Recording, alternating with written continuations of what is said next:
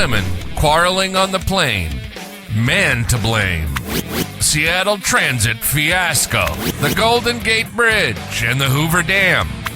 Social Services Keeping Families Together Act kills children. MRI chain death and personal responsibility. Death for some inmates. This on the Consider Podcast in the year of our Lord, 2025.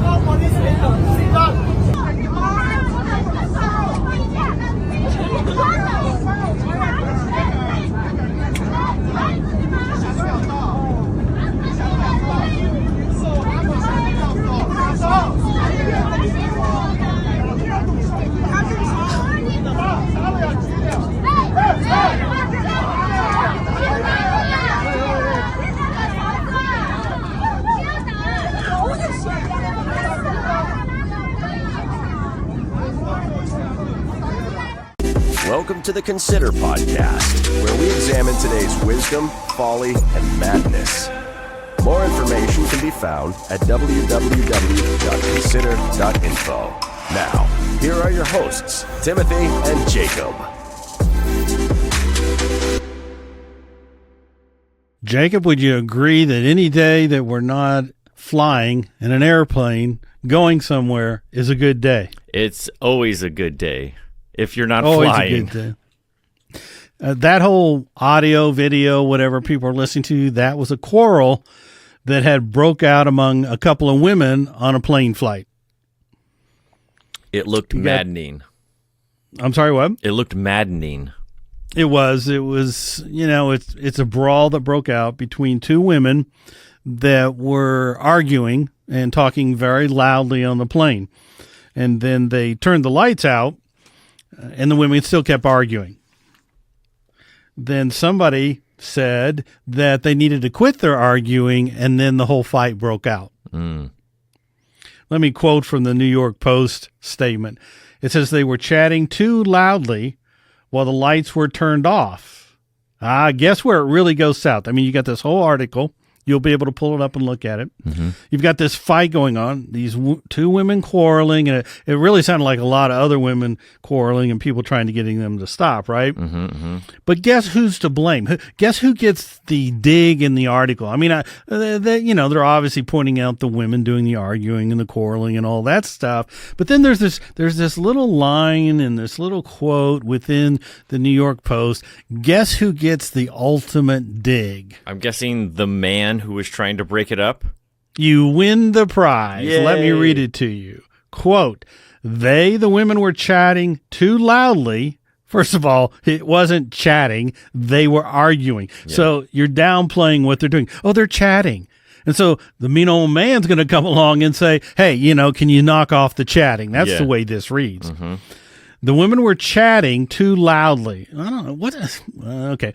While the lights were turned off. And the man in front asked them to be silent because he wanted to sleep. Then here's the dig. Let's go for the man. His tone was quite aggressive. His tone. He has a tone. Tone. First of all, flying's a total mess. They do everything backwards. Yeah. How could you fix the whole flight experience, Jacob? What would be just a quick way to kind of fix all of this? Well, some of it you can't. They shouldn't allow people to walk on with pajamas and dogs. Hire Disneyland. Hire Disneyland. They deal with large crowds all the time, don't they? Yes, they do. Yes, they do deal with lots of large crowds.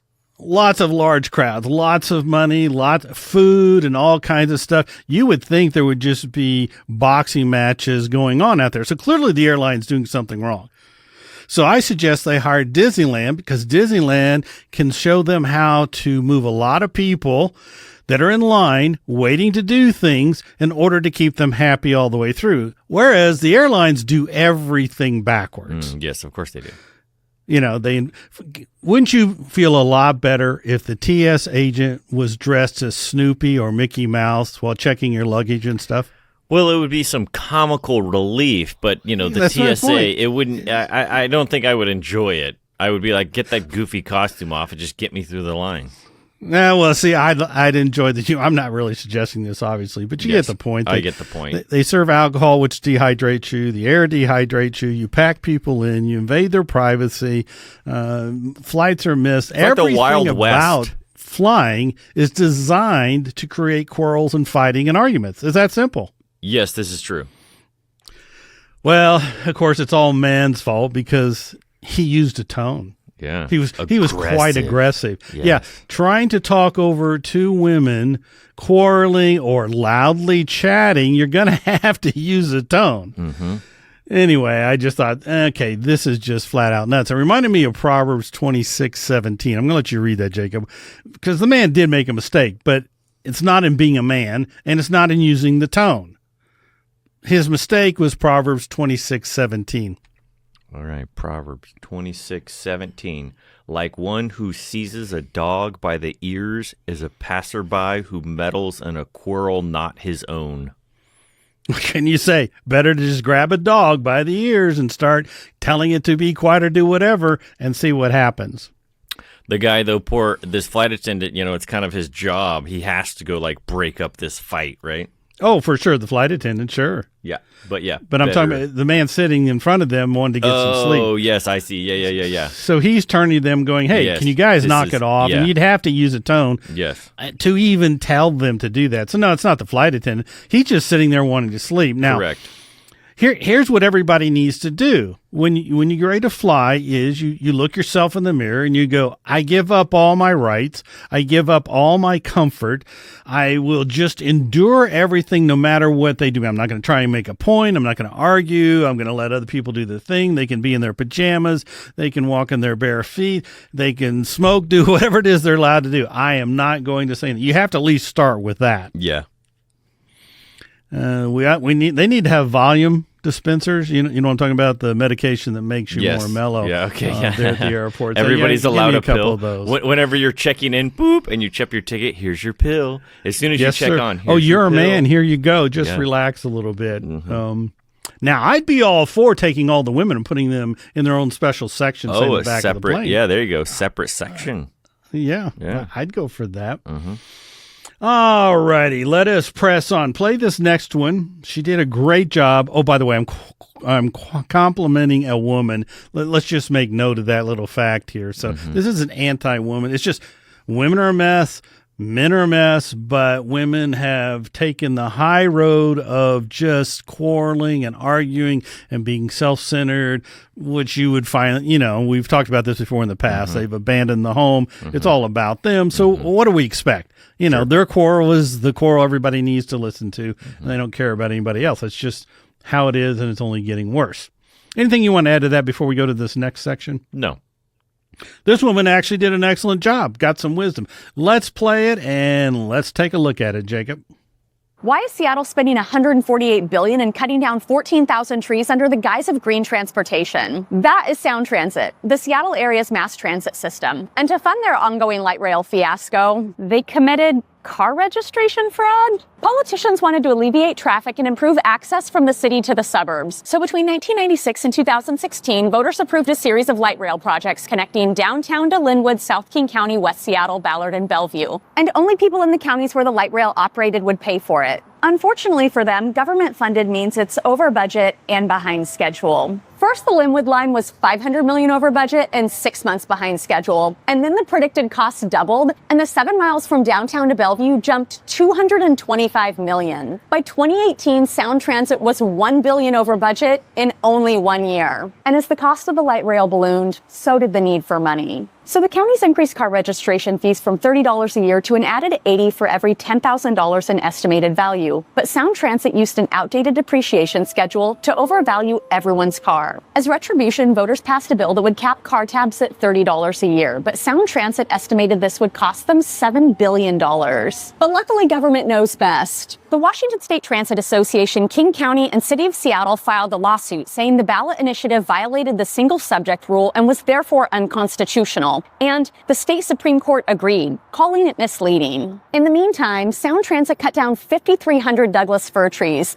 many of which were planted during the Eisenhower administration. And then a year later, cut down 8,600 trees, with millions in timber becoming property of the contractors. Very green. And then things went from bad to worse. The spine from downtown to Bellevue still isn't done despite them hitting the budget limit. The West Seattle line is now triple the initial cost. And Sound Transit actually told people going $5 billion over budget is not catastrophic. The audacity, considering a project meant to be done in 2035, is now 2046. It's awful for taxpayers, but great news for Dow Constantine, the newly elected Sound Transit CEO whose base salary starts at $450,000 a year. And he previously appointed more than half of the board who voted for him. So the real question, will people ever be able to smoke meth on the light rail from Ballard to Bellevue?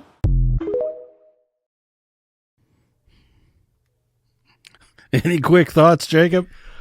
No, very well done video. The numbers are staggering, and it's shocking and not shocking at the same time.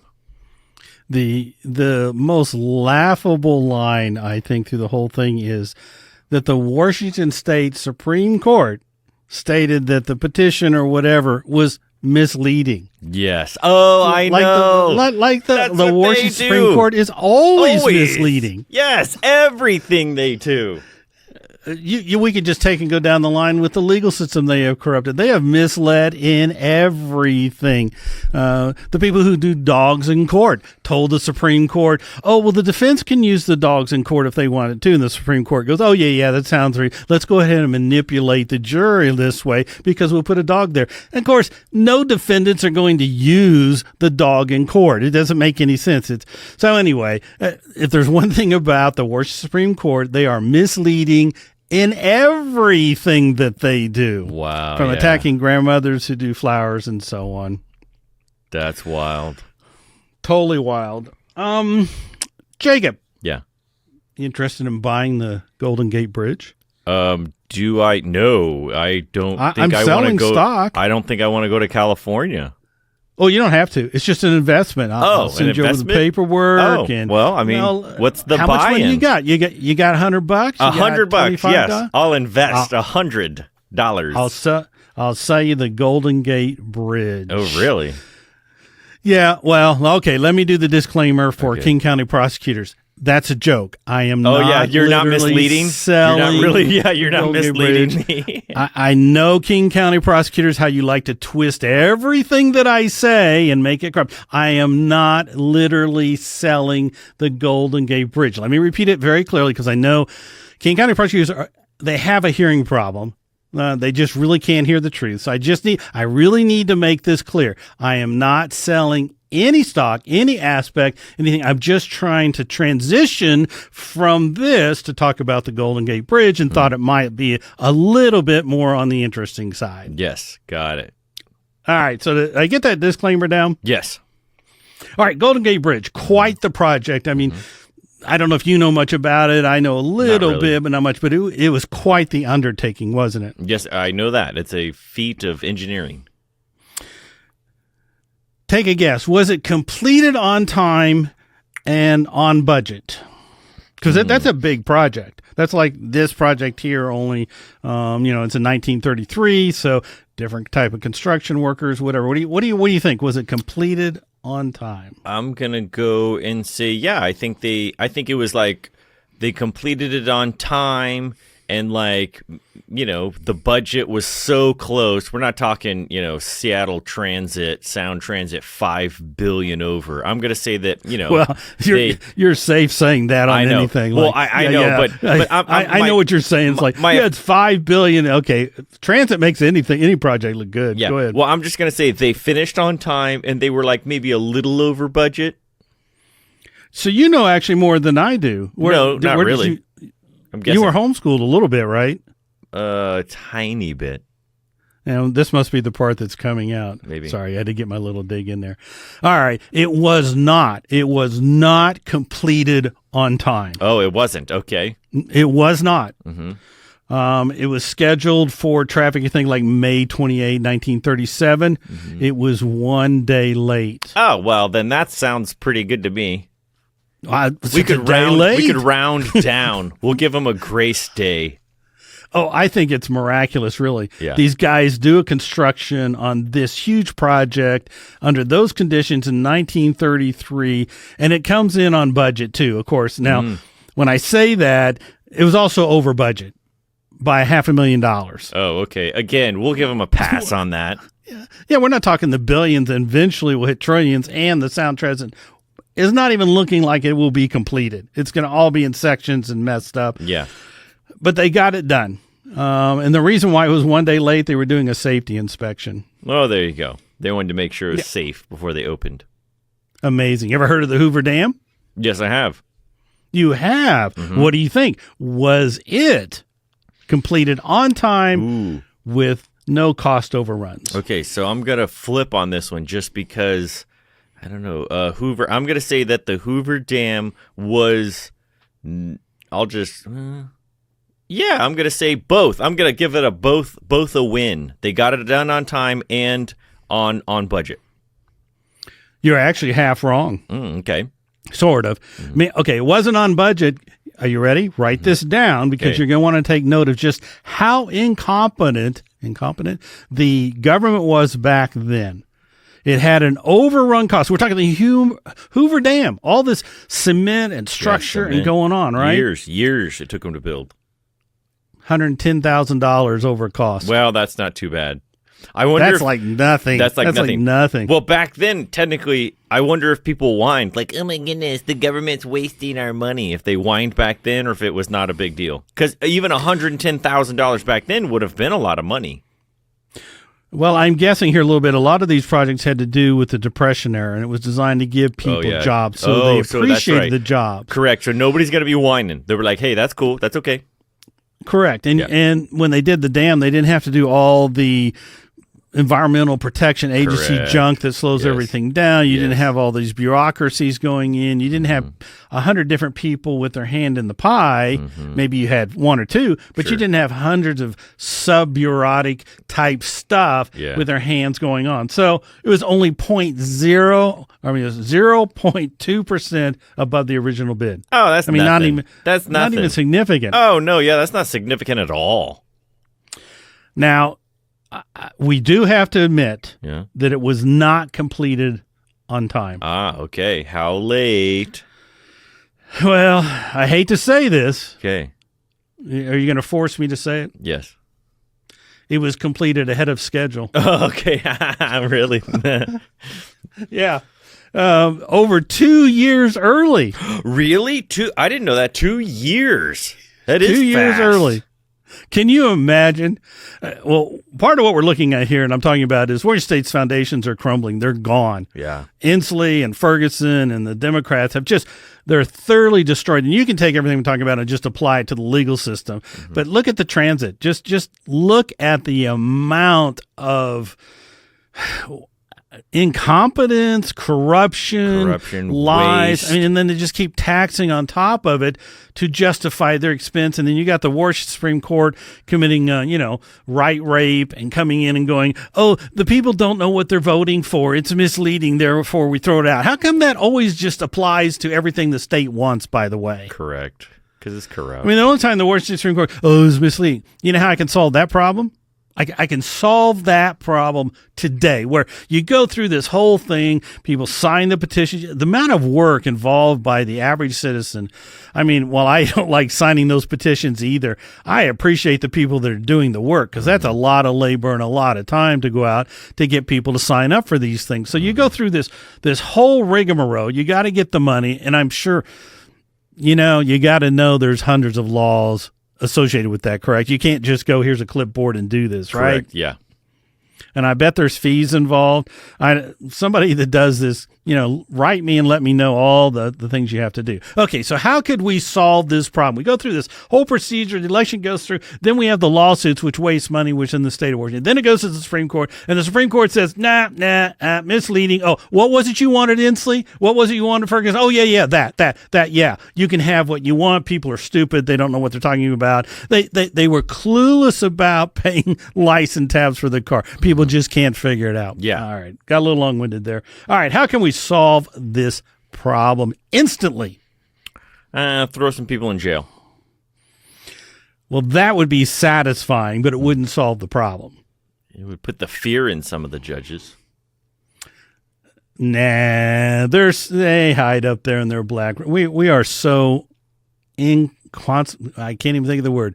We're not even noticed by them. Sure. They don't even care. Yeah. The Malcolm Fraser trial, there's so many ways they could have come in to fix this thing. Not only do they are not interested, they just don't care. It's just a thing to them. Mm-hmm. They don't matter. The way you solve this problem is that you put together the petition that you're going to have signed.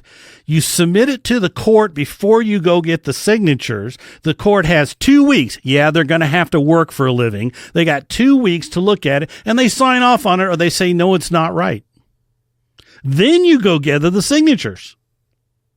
Oh, I see. Yeah. I see what you mean. You make the court approve. But the thing is, I think you have to have the signatures before they even look at it. I think that's the loophole they get people in. But you're saying how to fix it. You just change the law. Ah, yes. I agree. Correct. They should say. Not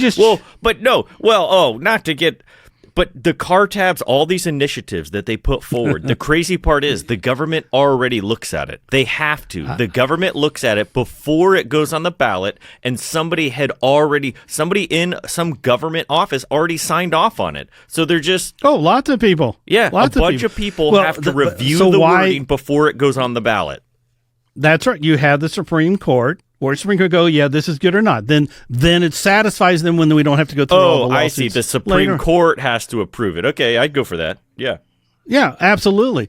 Like when they turned this down and said it was misleading, do you think they typed it out like this is how it should have been read? No. Well, what kind of corruption is this where you go, it's like telling a kid, go do chores, right? Mm-hmm. And then he goes and does chores. You go, well, I didn't mean those chores. Mm-hmm. Yeah. Or you didn't do this chores right. Or I didn't mean to do it right then. But you never tell the kid what he's supposed to do or how the chores are supposed to come out. Yes. It is just a license for corruption for everybody to put their finger in the pie when it would be easily solved. And again, I'm talking, the Supreme Court gets 2 weeks to decide or it's automatically approved. I'm not playing this 6 months game. Yeah. They can all sit down and do their little read together, have a little book club and go, okay, what are the petitions for this year? And actually do some work. Yeah. Of course, I'd be turning off their air conditioning during the summer, but that's just kind of where I'm at. Yeah. All right. So what's the point of all this stuff? The point is the foundations within Washington State are being completely corrupted, completely gone, crumbling and gone. Which reminds me, too, of the church in Washington State. Let's go to Luke chapter 14:27. Luke 14:27 says, Jesus said, anyone who does not carry his cross and follow me cannot be my disciple. We taught that. King County prosecutors prosecuted us for that. Verse 28, suppose one of you wants to build a tower. Will he not first sit down and estimate the cost to see if he has enough money to complete it? For if he lays the foundation and is not able to finish it, everyone who sees it will ridicule him, saying this fellow began to build and was not able to finish. So it's no wonder the Washington Supreme Court is held up for ridicule, and Governor Inslee, and only fools are voting for these people. I mean, why would you continue to vote for these people or to give your support to King County prosecutors who have no concept, no concern for evidence or doing anything except winning, who are willing to call the press to tell what the defense is about ready to do? I mean, I could go on and on. In fact, I have gone on and on. You can go listen to all the other podcasts on there. So the foundations are totally being destroyed. Mm-hmm. It's no wonder they get ridiculed for it. So let me encourage the church to wake up. They are coming for you. I know you think Sound Doctrine Church was a cult or cult-like or, this over here. This is how these courts do. They go for the elements where people go, okay, that's kind of messy. I don't want to go for it. You need to start looking at what they did, how they did it, and how it's going on, because they will turn. They will turn. These prosecutors don't have enough people to prosecute. Clearly, they have way too much time on their hands, or they wouldn't have gone for us. It's really that simple. Mm-hmm. So don't even buy this. We need more prosecutors. We need more money. They always need more money. They always need more power. They always need more corruption. They're lying at every level. They're destroying everyone. Mm-hmm. All right. Any comments on all that, Jacob? No. All right. Bring up this next one. This is the website link. Social services in Washington State is having some problems. They have an act that they had put together called Keeping Families Together Act. Mm-hmm. Sounds noble, doesn't it, Jacob? Yes, it is. It's too bad that social services will not figure out that they are the problem. So they have this program called Keeping Families Together Act. And guess what? The death rate, child mortality has increased in Washington State. More children are dying under this new program than all the other past programs that they had. Wow.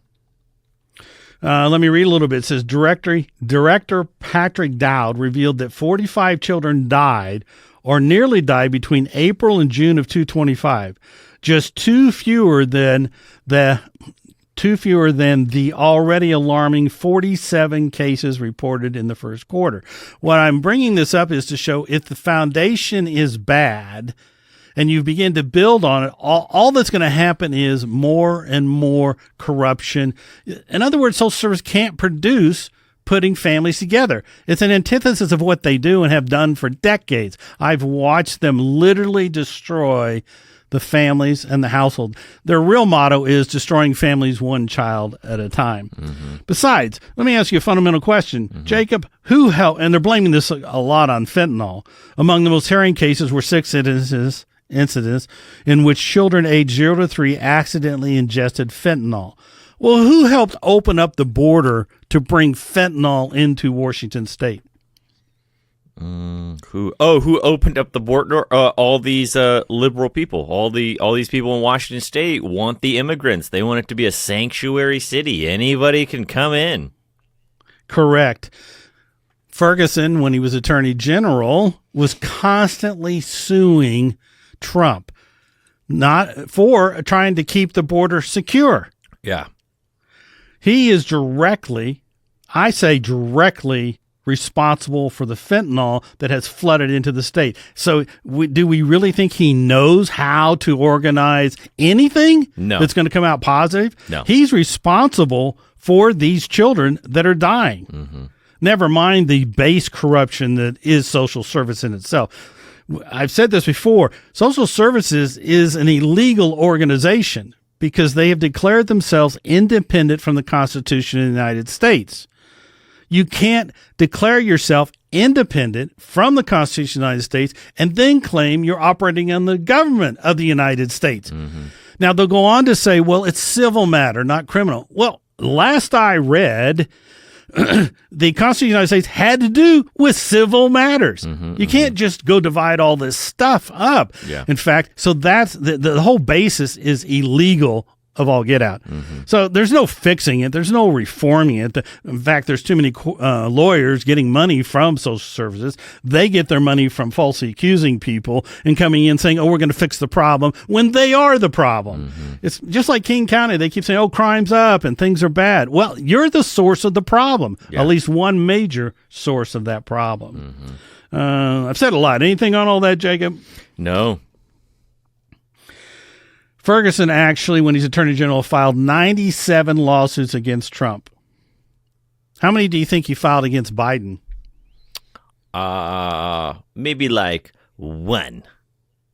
Fewer than 5. Fewer than 5.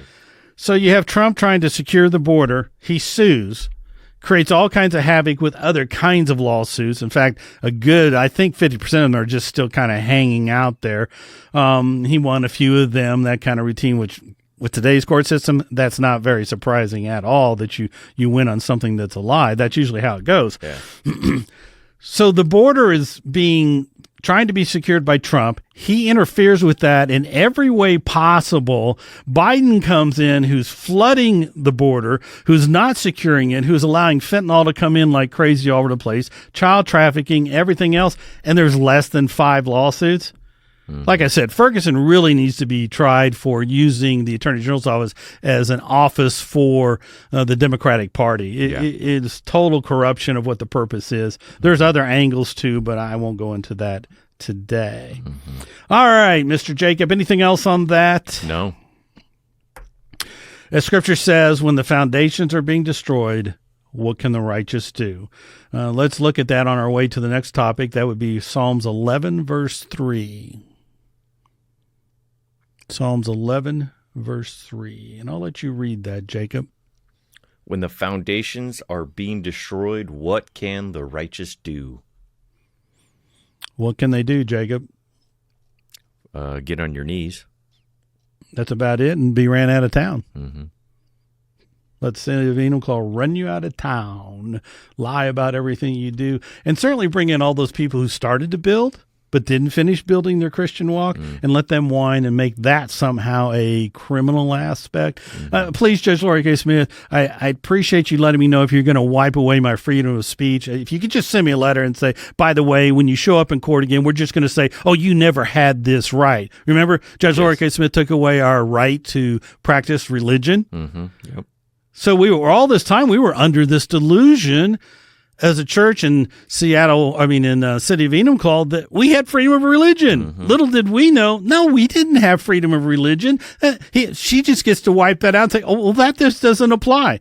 So we're operating under a false pretense that we can actually practice our religion. It would have been nice if they told us ahead of time, oh, you can't practice your religion, as I guess I was kind of told when Detective McCall said we just showed up in town, because you don't have the freedom of association. You can't even just show up and leave. So if you're going to just take away these things, please just write me a letter, and then I can decide whether I want to break your rule and call it corruption for what it is, or remain silent, because what can the righteous do when the foundations of freedom of speech, freedom of religion, freedom of association, freedom of logic, freedom of reason, freedom to debate, to think, to all do all of those things? If you're going to take those away, Judge Lori K. Smith and Beth Andrus, please just drop me a kind letter, warn me ahead of time, then I'll know exactly what direction I need to take. Mm-hmm. All right, Jacob, this next one's a little on the, I want to try and be sensitive, but I'm trying to bring up a very important point. Display that graphic there for a moment, Jacob, because we're going to talk about personal responsibility. So much, there's a lot of court cases, can't get into them today, where like people will join a certain club or a certain church. It's the same thing that happened to us. They joined, but then they don't like the fact that they joined. So the state and the prosecutors are coming in and prosecuting these churches and organizations because people were unhappy that they joined. In fact, there's one case, we won't go into it today, but a very large church, very serious church, righteous church type thing, and some people wound up not liking the fact that they joined, so the government is prosecuting them under child exploitation laws. And I know it sounds convoluted because it is convoluted. They were just practicing, and part of the accusation was that the church was telling people that they needed to stick to the doctrines the church taught. Remember, we went through the same thing. Correct. How important was it, Prosecutor Simmons said, for you to uphold and live the beliefs and tenets of the church? Every church says that. Correct. Every church, yes, has like a statement of faith in what they believe, and this is what we do. Every church. So people, anybody who joined Sound Doctrine Church was fully aware of what they were belonging to. I had a checklist. We had discussions. It was called fellowship. Nobody can claim any ignorance like, well, I didn't know I was going to be doing this. Nonsense. Anyway, so the question is, I'm going to compare it to a secular thing in a moment, is when does personal responsibility override all of these excuses that, well, the church made me do it, or the organization did it, or this, and we're going to look at a medical thing here in a moment, this medical people made it happen, and so I'm not responsible, as if they're just total victims in it. We see this a lot in these abuse claims from, large abuse things that go on. And you've got these pictures of these girls all smiling and happy in what they're doing. And this is from Playboy bunnies all the way down. And then they're whining later on, I was manipulated. And all this went on. Okay, I'm not telling you there aren't people that don't manipulate. Well, whatever. Salesmen manipulate. Government manipulates. The Washington Supreme Court manipulates. Yeah. But at what point have we passed to say, look, you're responsible for your actions to some degree? Yeah. All right. Play this. With what happened here is a woman was getting an MRI done, and they're a magnetic kind of machine. So the husband comes into the MRI room. She's through with her MRI, and he has on a chain, and the chain is magnetic, so it's pulled into the MRI machine. And then he's pulled in, and he eventually has some heart attacks and dies. Very graphic. That's why I'm trying to be sensitive about it. And I'm not saying there isn't responsibility on the part of the hospital, but that's not where I start. Jacob, go ahead and play this little news MRI chain type thing, and let's listen in.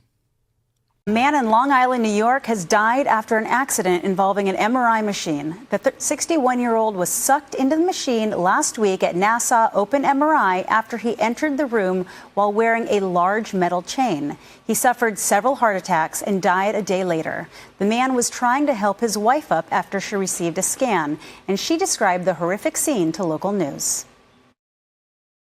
I just can't believe.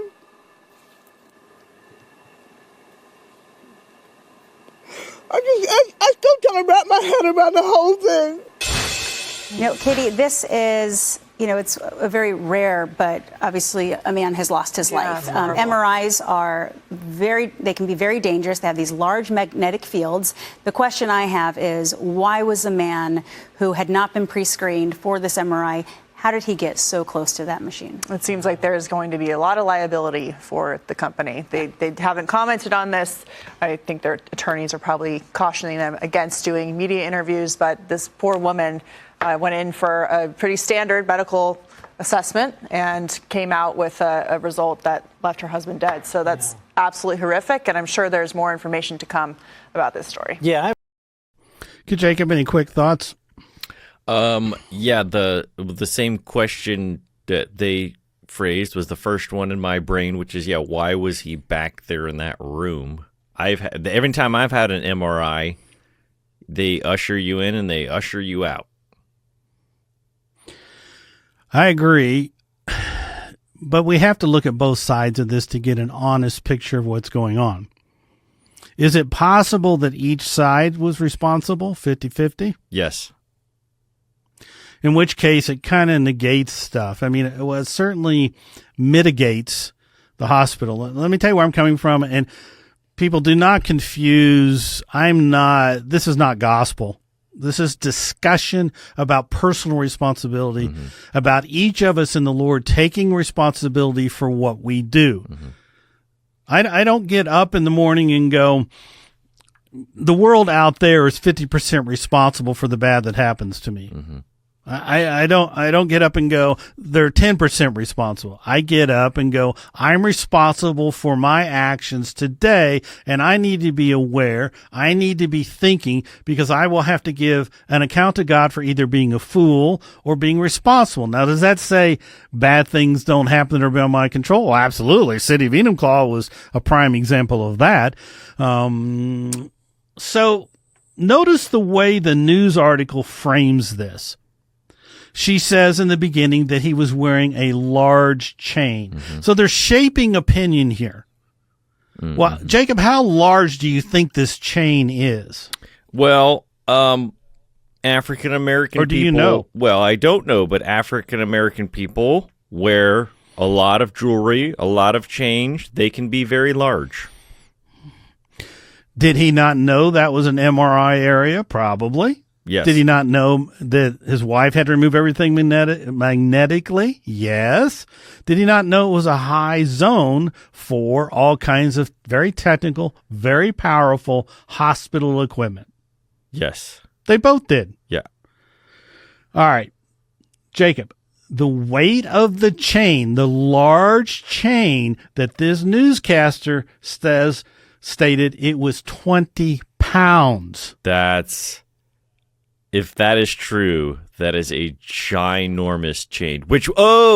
Okay. So this changes everything though, because when you picture a chain, because like if the chain literally weighed less than a pound, it wouldn't have happened. Even if the chain had magnetically got stuck, and you go, and then the assistant person would just, here, let me help you. Okay, yeah, you better stay away from this. But a 20-pound chain, the dude chose to wear a 20-pound chain that morning. Correct, and he wears it pretty consistently because what it is, it's a weight training chain. Oh, that's training? If I wore one around the house, I'd be getting exercise. Oh, whoa. So there's a couple elements here going on. A regular large chain would have probably snapped. He might have got hurt, but he wouldn't have been. I would be highly suspicious if it had been pulled into the MRI machine. Correct. Oh, yeah. No, there's no way.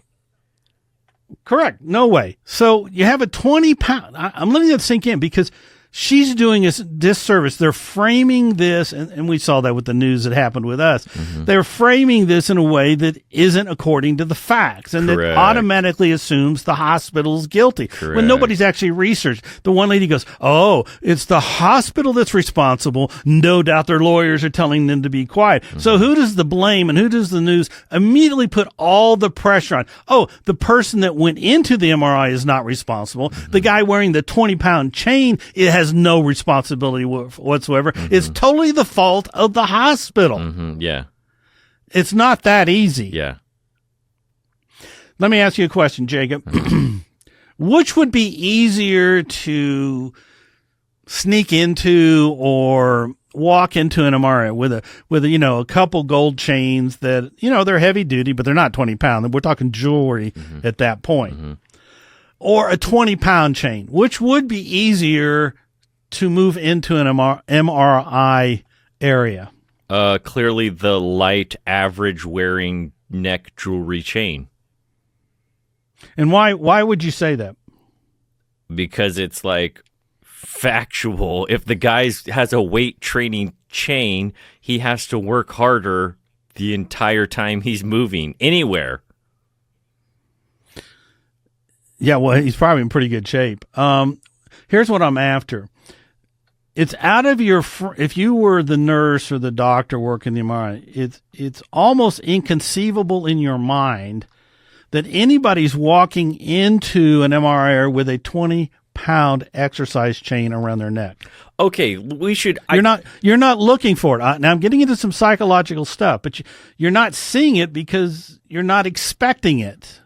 No one's expecting anyone to go out in public inside a building. It's one thing if the dude is walking down the street with a 20-pound weight training chain, but who in their mind even walks into Walmart? Why are you walking around in any building with a 20-pound chain?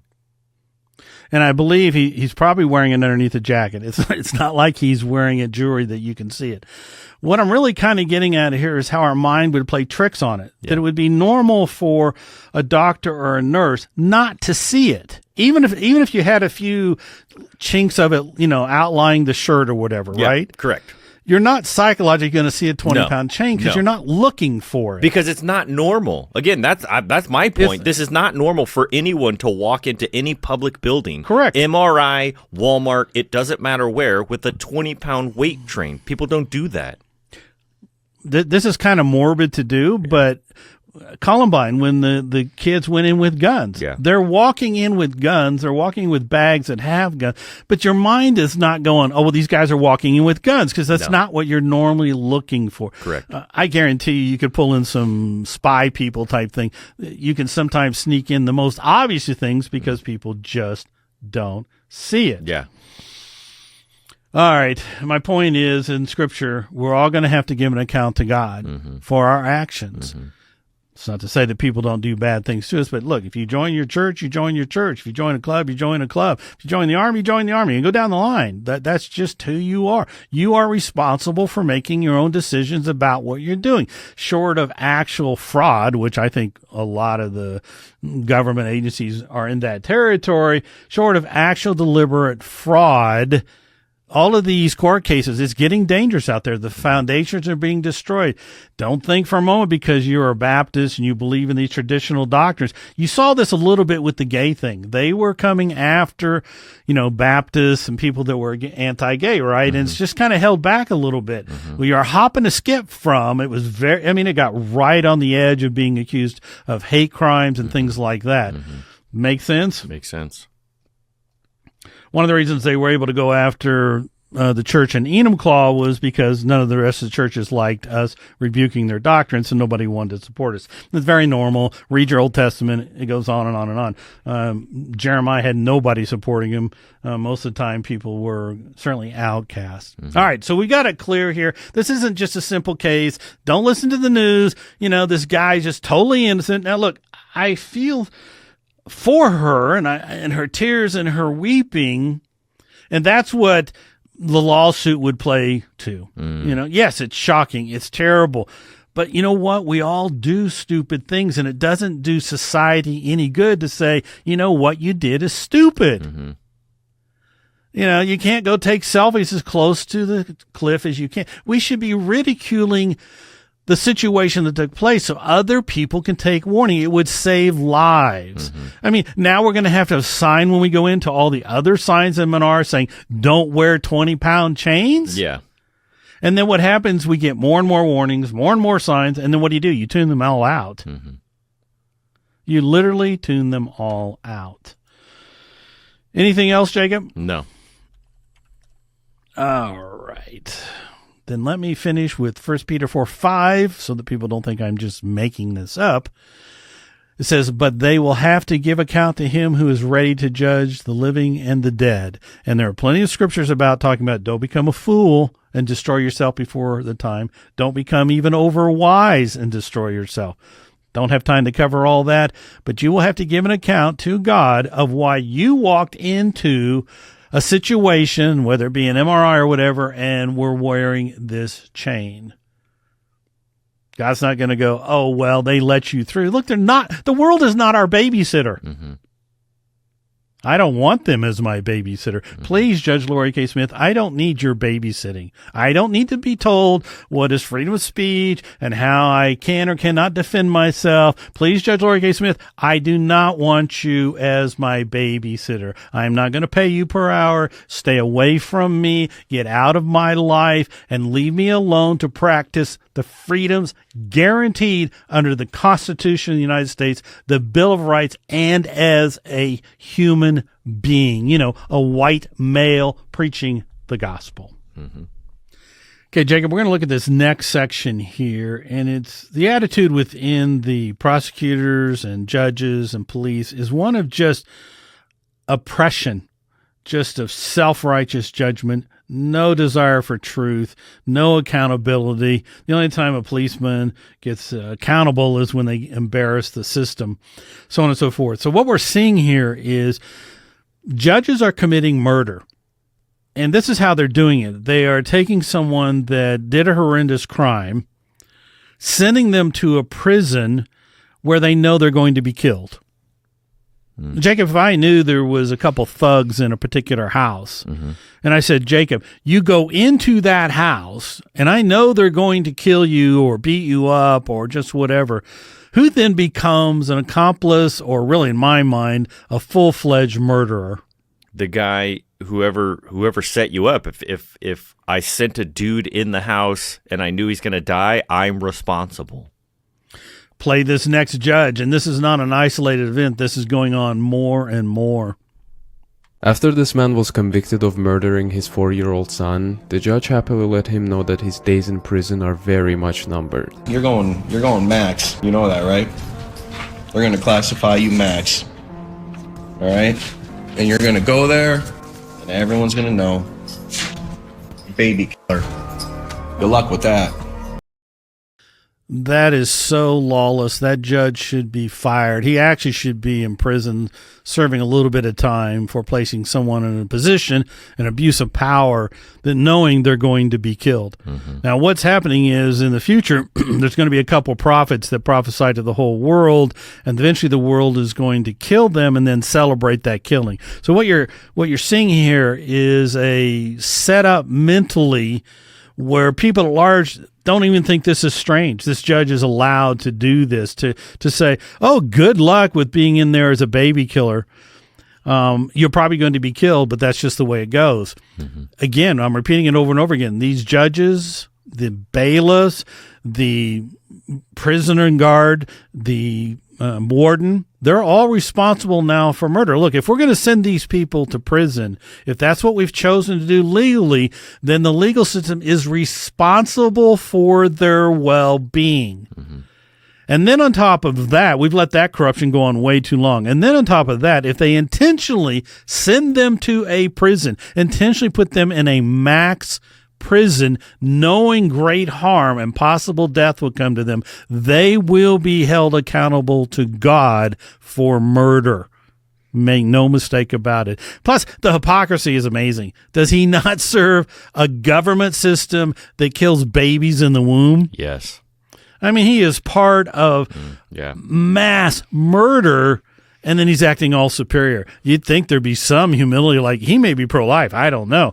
But you'd come in with this like with some humility. You certainly don't believe he can be forgiven. You don't believe that God can interact. And you don't believe that God can work good. And you think you're better than he is. Yeah.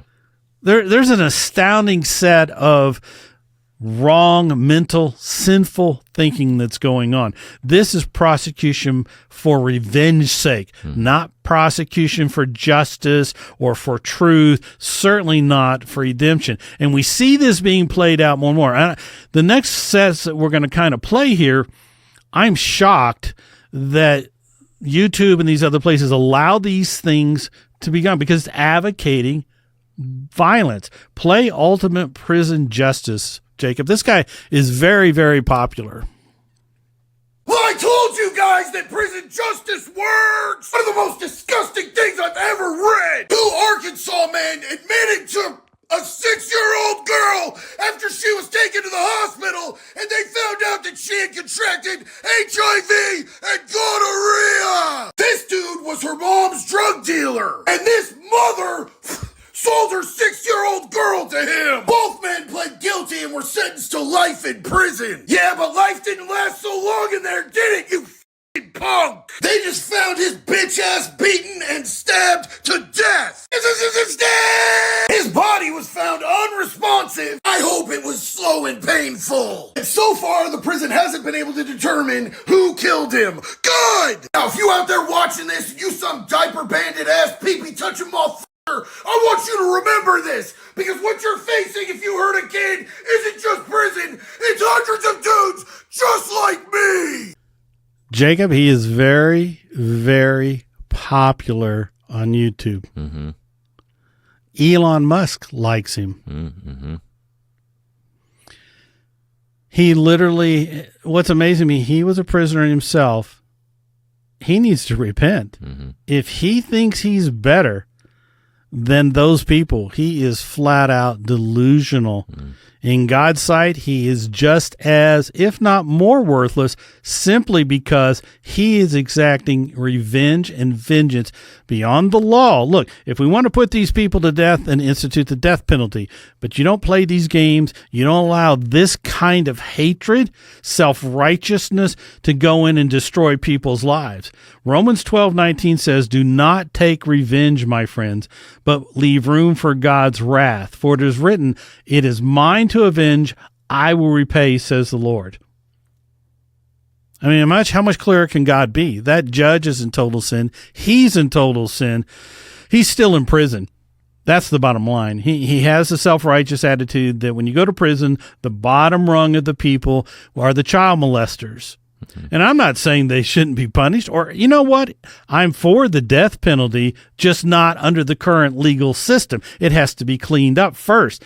So when Prosecutor Simmons and King County prosecutors, without going for evidence, being hostile to evidence, send the person to prison labeled with that, they are responsible, not on just one level, but multiple levels. But if anything negative happens, they will be judged, and God will bring about revenge, at least for those who are seeking him.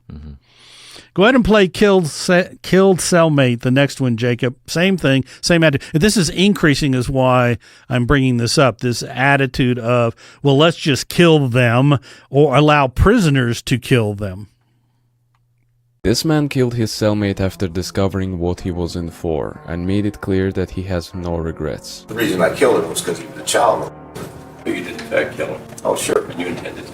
Oh, sure, yes. He was my bunkie, and I had found out that he was in prison for child molestation. Really bad case. That night he was trying to justify why he did it, and I just told him to be quiet, and he would have to leave in the morning to find a new cell. But he continued to talk about it and try to justify it, so he was a little bit bigger than me. Does that really need an explanation, Jacob, of just how that man needs to repent? It seems pretty obvious. Although a lot of people would agree with him. Oh, it's increasing. And these people that are going out and thinking somebody molested somebody, you better hope you never get it wrong. Because people do lie and slander does go out there. We know all too well the hate crime that was against us. That was the full intention, was to bring the maximum amount of harm they could possibly get by with. And King County prosecutors, they were all for this. I heard for him because, he's a murderer now. And he's delusional about how God is going to view this. Oh, I just sent him there earlier. It's not for him to take revenge. It's not for him to take the law into his own hands. And this should not be glorified or held up at all. But it is. That's kind of what's going on. Go ahead and play another one called Body Lake.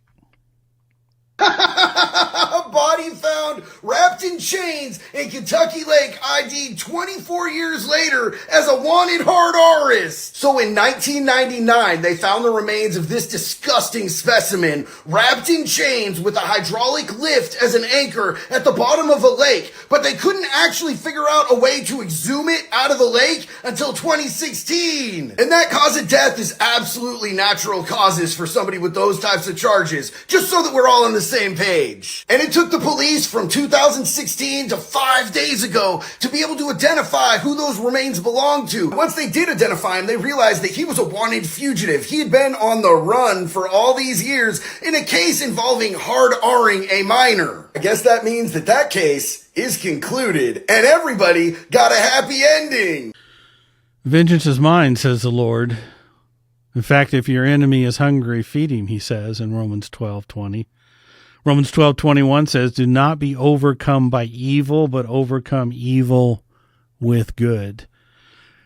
As the legal system becomes more and more overcome by evil, the result is the destruction of the land. Never mind, it's the legal system that has unloaded on this country the pornography and all of the things that entice people to sensuality that causes them to do this. I mean, fine, if you're going to go and kill the guy that killed and did very, very vile things, then why not go for the politicians? Why not go for the government agencies? Why not go for all the other people, the politicians and everyone that is just allowing? What about the public school system that is turning it into some type of sex camp? And now we have a bunch of women that are teachers that can't escape that trap. There's no thought here of like, well, how can we fix this so it doesn't happen? Let me repeat that. There is no thought being talked about or given of like, how can we stop this from happening? There's a sad case, the guy that we just saw there, Jacob. Somebody wrote into him, and it was the impression I got was a young kid, and he goes, man, I'm attracted to younger kids, right? He hadn't done anything. He goes, what can I do? How can I get out of this, was his question. The clip's gone. I got a feeling he removed it, and I wish I'd have saved it. His response was, well, here's what you do. And he drags it out so that's melodramatic. You go out into the woods, you see, and you find a nice, lovely spot. And, the leaves are there and the grass is green. It's, it can be kind of a fall particular time, and there's wood on the ground. And, there's a wood chipper there that allows you to put the wood in and produces the chips and all that. So here's what you do. You get in the wood chipper and turn it on. That's what the inmate guy was saying to do. That's what the inmate guy was saying.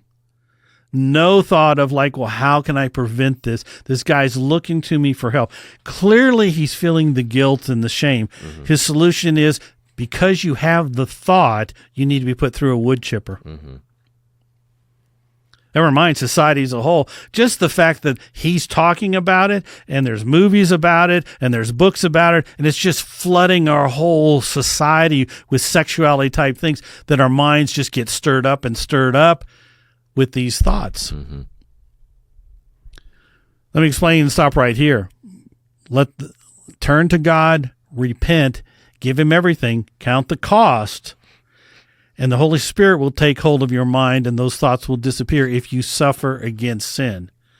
Jumping into a wood chipper is not going to fix anything. No. Then you're going to be accountable for self-murder. Let me give an example of something of quality, Jacob. Play the Christian Forgives. He's an animal. I wish for him to have a long, suffering, cruel death. He's gonna go to hell, and that's where he belongs. But then the emotionless facade finally cracked when the father of one of his victims appeared to surprise him with a dose of human kindness. Mr. Ridgway,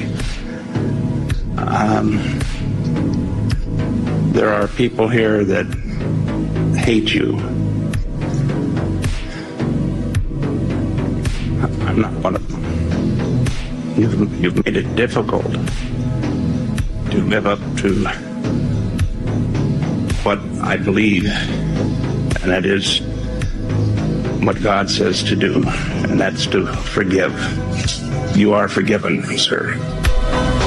For if you forgive other people when they sin against you, your heavenly Father will also forgive you.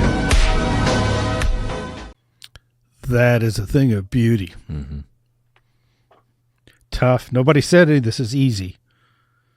I know as I even talk about this or discuss it, none of it comes out easily, nor do I like talking about it. And would I find these things to be very difficult to live? Whether I would or not is not even the point. It is a difficult thing to follow Jesus Christ. It is a suffering thing to forgive those who did you wrong. It takes an act of grace and of mercy, and knowing God has all things in control. He will judge at the proper time. We don't know that man that was accused or convicted of the crime won't become a true disciple of Jesus Christ. We don't know that. But the world offers none of that. Only a very select few true Christians do. Any comments on that, Jacob? Nope. Let's play one more, and then we probably ought to get out of here. Let's play Megyn Kelly's thing on the death sentence. I know I'm Catholic. I don't think I'm supposed to be in favor of the death penalty. I don't care. I am in favor of the death penalty. And it's exactly for people like this. He's a failed experiment of a human being. You know, there's something about, he's not human. He's the devil's advocate. There's something evil about him. And evil must be extinguished, not allowed to wither on the vine, not put behind bars where it can still have a voice or get interviewed by press or by college professors. Evil should be extinguished. And that's what should happen to Brian Kohlberger. And unfortunately, because of a cowardly prosecutor now, it won't. Any quick thoughts on that, Jacob? No, other than, she's all upset about him murdering someone, but then she's advocating that he should die. It's like, yeah, I can't pronounce the name. I want to say Kohlberger or whatever his name was. I think they say Kohlberger. Yeah, Kohlberger. Most people don't know the reason that the prosecutor and why she's calling him a coward is because one of the reasons, or probably the major reason that he worked a plea bargain, is because he's never won a prosecution that involved the death penalty. He's always lost them. If I were the family, that would make me madder on top of mad. Like it'd be one thing if you come to me and go, look, I've never won these cases. They're very hard to do. Let's work out a plea bargain. Let's all be in agreement. But because of his own pride and his own ego, which AKA he's a prosecutor, but his own pride and ego, he just went behind their backs without telling them and offered him the plea deal. I can understand why they're upset. Megyn Kelly says, I kind of laughed at the beginning. Yeah, I'm Catholic, but I don't know whether I'm supposed to be for the death penalty or not. Megyn Kelly needs to just become a disciple of Jesus. I'll state that flat up front, then we'll move forward. But what Megyn Kelly doesn't realize, and we never seem to accept this fact, is Romans chapter 3, verse 12. If we accepted this as fact, and I don't mean an intellectual fact, I mean deep in the heart and in the soul, just, it's not even preached in the church except just whitewashing it, but read Romans 3:12, Jacob. All have turned away. They have together become worthless. There is no one who does good, not even one. Okay, Megyn Kelly, let's read this. Romans 3:12. Megyn Kelly has turned away. Megyn Kelly has, together with everybody else, become worthless. Worthless. There is no Megyn Kelly. There is no one who does good, not even one. Megyn Kelly, you need to realize the second death is hell, and that's what Jesus came to rescue us from. You are just as worthless, if not more, than the guy that you're saying is worthless and evil and needs to be extinguished. You're going to be judged for that comment. Now, look, I'm all for the death penalty, but not, and I'm repeating myself again, I'm all for it, but not under the current legal system of the United States. That's an absolute joke. There's way too much corruption going on. It takes way too long for it to even be effective and do any good. But that's not the point here. The point here, Megyn Kelly, is you need to become a disciple of Jesus, actually following the Word of God, and forget the Catholic Church and whatever it believes. That's not going to save you. That's just one dogma, one idea of thing. We're talking about a real relationship with the living God. But all of these people have one thing in common. They think they are better than the person that they're bad-mouthing, shaming, and wishing harm. Mm-hmm. Any comments, Jacob? Nope. Take us out of here. Nothing on the Consider podcast should be considered legal or life advice. Each is admonished to seek a holy God and obey by picking up a cross to follow Jesus. The Consider podcast, www.consider.info.